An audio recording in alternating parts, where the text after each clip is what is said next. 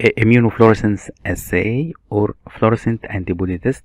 The basic principle of the immunofluorescent assay is to use fluorescent compound, usually fluorescent, to detect the binding of antigen antibody. The antibody is labeled with the fluorescent compound and its presence is detected using fluorescent microscope. Under fluorescence microscope, fluorescent appears bright green wherever the binding occurs. Another term for this assay is fluorescent antibody test or FAT. There are two types of IFA assay, direct and indirect. Direct FAT detect the presence of an antigen in the tissue. Indirect FAT detect the presence of antibodies in the serum or other fluid. Direct and indirect FAT. Direct FAT prepare the antigen. The antigen is a tissue section, cytology smear or impression smear. Combine antigen and antibody, allow them to bind.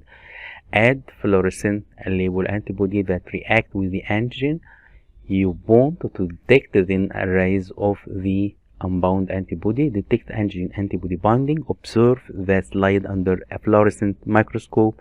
Indirect FAT prepare the antigen. The antigen is tissue section from a healthy animal or a culture cell line.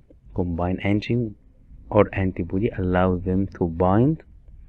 The patient's serum is added to the tissue or cells, then unbound antibodies are rinsed off. Detect antigen antibody binding. A fluorescent labeled antiglobulin is added to the slide, then rinsed off. Observe the slide under a fluorescent microscope. And this is the reagent. Unknown sample fixed to the slide. Fluorescent labeled antibody to antigen